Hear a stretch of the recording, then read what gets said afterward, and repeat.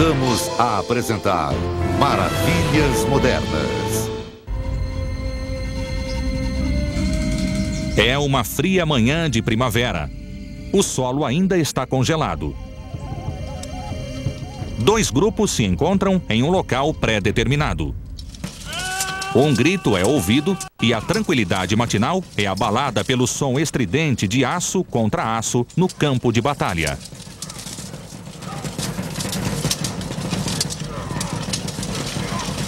Um cavaleiro é jogado para fora do cavalo e inicia-se um combate corpo a corpo, brutal e sangrento.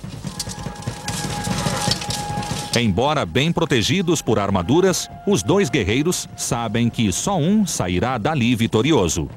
O outro morrerá.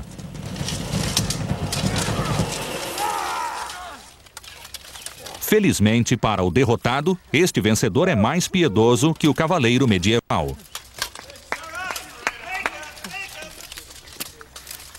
Eles são atores, membros do Seattle Knights, um grupo teatral da era digital, apaixonado pela era dos cavaleiros.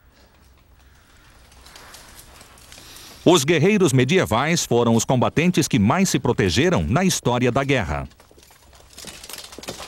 The knights, in a simple way, are the warrior class of medieval Europe. These were landowners who owed their land to the allegiance of a lord, and under the conditions of the feudal system, were given these lands in exchange for a period of military service when this lord demanded it. They became the heavy cavalry of the Middle Ages. As armas e a armadura desenvolveram-se juntas. Conforme as armas tornavam-se mais perigosas, as armaduras precisaram ser mais resistentes. Mas a armadura de chapas usada pelos romanos desapareceu no início da Idade Média. Em seu lugar, surgiu a malha, bem mais fácil de ser confeccionada. Mail, quite simply, is a network of interlocking iron rings.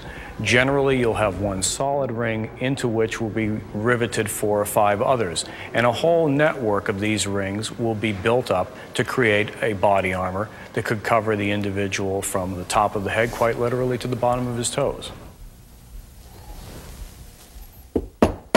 A malha flexível oferecia boa proteção contra as armas, mas tinha suas desvantagens.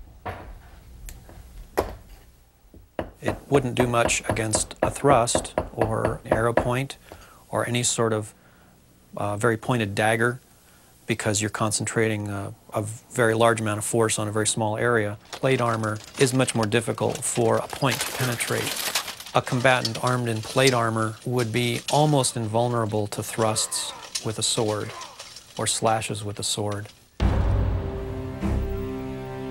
Por isso, a armadura renasceu a partir do século XIII. No início, peças isoladas eram colocadas sobre a malha para proteger pernas, braços e tórax. No começo do século XV, só os guerreiros ricos podiam pagar uma armadura completa. Mas apenas os melhores ferreiros conseguiam fazer um traje que protegesse e mantivesse a agilidade do guerreiro. Armorers were a class of craftsmen in and of themselves. They were as highly regarded by many princes and monarchs in Europe as painters and sculptors were. Jeff Hedgecock é um ferreiro moderno que redescobriu a arte de fabricar armaduras. Embora utilize algumas ferramentas modernas, ele ainda usa o básico: fogo, bigorna e martelo.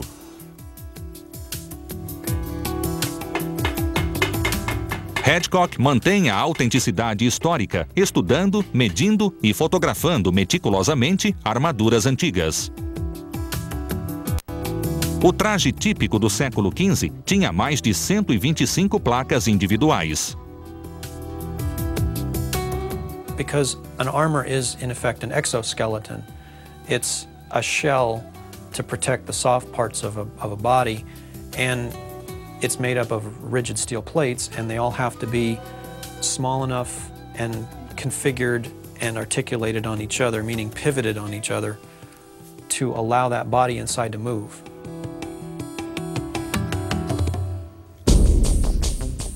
Ele começa com a criação de um padrão bidimensional para cada placa e ajusta as medidas antigas ao cliente moderno. Depois, ele corta o molde de aço. Em seguida, usando a força muscular, ele transforma a chapa plana em uma escultura tridimensional. A placa é aquecida e forjada com o martelo, como se fazia na Idade Média. Nas áreas mais difíceis, ele faz moldes de gesso para que o encaixe seja perfeito. Até uma pequena discrepância pode inutilizar a armadura. Rebites e tiras de couro sustentam a peça por dentro. Finalmente, as partes são desgastadas e polidas. Hedgecock leva vários meses para fabricar uma armadura completa. When you're completely armed from head to toe in a full suit of armor, you have 50 to 60 pounds of extra weight on your body, but it's not concentrated only on your shoulders. It's very well distributed. Starting with the feet are the sabatons. These sabatons are square-toed, which reflects the fashion of the day, square-toed shoes. The greave covers the front and back of the leg from attack. The pollane, which is the knee. The cuirass, which is the breastplate. The shoulder, which is protected by the pauldron, which moves forward, backward, up and down. The forearm, from elbow to wrist, is protected by the vambrace. And the hand is protected by the finger gauntlet. E a cabeça, é claro, é protegida pelo elmo. The man in armor, the knight as we think of him, was always a minor commodity on the field of battle. He was from a very rarefied class, but there were many more of the little people than there were the men on horseback. Many of the knights felt that the foot soldiers simply got in the way, and occasionally would even ride over their own men in an attempt to get at the enemy knights, their social equals. O cavaleiro era o guerreiro mais protegido em uma batalha, mas a infantaria inimiga considerava-o a maior ameaça.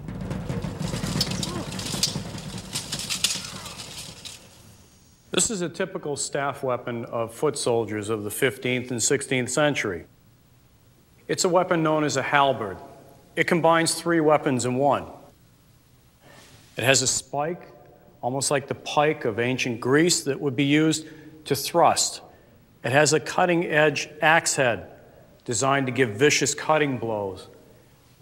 And there's a fluke, or hook, on the back, which would be used by the foot soldier to try to reach up at an opponent on horseback and pull him off, get him down on the ground where he would finish him off. Mas, se as armas melhoraram, as armaduras precisavam ser mais resistentes, espessas e pesadas. Com o passar dos anos, elas também se tornaram mais enfeitadas. Os armeiros usavam técnicas como a da gravura para realçar uma forma de arte já maravilhosa. Certainly one of the underappreciated aspects of the armorer's art is truly the understanding of the purity of its sculptural qualities and the fact that it is